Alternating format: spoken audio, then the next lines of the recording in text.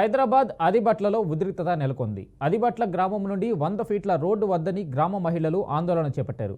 గ్రామంలో 100 ఫీట్ల రోడ్డు అవసరం లేదని, దానివల్ల తమ ఇల్లులు కూల్చివేతలకు గురవుతున్నాయని ఆవేదన వ్యక్తం చేస్తున్నారు.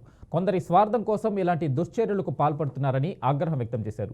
అంతేకాకుండా ప్రజలకు ఎలాంటి నోటీసులు ఇవ్వకుండా రోడ్డును ఎలా శాంక్షన్ చేశారని అధికారులను గ్రామ మహిళలు ప్రశ్నిస్తున్నారు. తమకు న్యాయం జరగకపోతే హైకోర్టు, సుప్రీంకోర్టును ఆశ్రయిస్తామని స్థానికులు అంటున్నారు.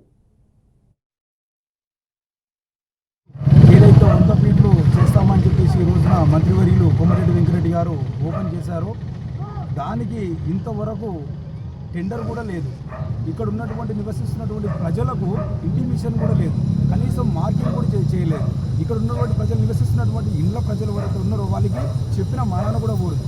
హఠావిడిగా రాజకీయం లబ్ధి గురించే ఈ చైర్పర్సన్ ఎవరైతే ఉన్నారో మరి నిరంజన్ రెడ్డి గారు ఆయన పేడ అయిపోతుందని చెప్పేసి అటావిడిగా ఈ రోడ్డు సాంక్షన్ చేయించి స్టోన్ గురించి కోమటిరెడ్డి వెంకరెడ్డి గారి దగ్గర 25 కోట్ల రూపాయలను సాంక్షన్ చేయించి నేను 4-వే వేస్తా అని చెప్పడం జరుగుతుంది. ఇక్కడ ఈ 4-వే ఎవరికి అవసరమో ఆల్రెడీ టీసీఎస్ నుంచి అక్కడ వాళ్ళు 120 ఫీట్లతోటి భారీ ఎత్తున టీసీసీ వాళ్ళు రోడ్డు చేస్తున్నారు. వాళ్ళు అక్కడ అవసరం లేదు, అక్కడ నుంచి అక్కడ ఈజీగా వెళ్ళిపోతున్నాయి. ఈ ఊరు ఏదైతే చిన్న ఊరు ఆల్రెడీ డబుల్ రోడ్డు ఉంది, ఇక్కడ 100 ఫీట్లు వేయాల్సిన అవసరమే లేదు. దీన్ని 100 ఫీట్లు వేస్తామంటున్నారు. ఇక్కడ 100 ఫీట్లు వేస్తే 40 గజాలు 50 గజాలలో నివసించేటటువంటి మేము పూర్తిగా ఇల్లు కోల్పోతాం. మరి మా పరిస్థితి ఏంది? ఆర్థికంగా మరి మాకు ప్లాట్లు లేవు, భూములు లేవు, ఇతర ఆస్తులు లేవు. మాకు ఉన్నదల్లా 50-60 ఈ గజాల ఇండ్లే. ఇవి కూడా గుంజుకొని మమ్మల్ని రోడ్డు మీద వేసి మా పిల్లలు మేము మరి ఎక్కడికి పోవాలి?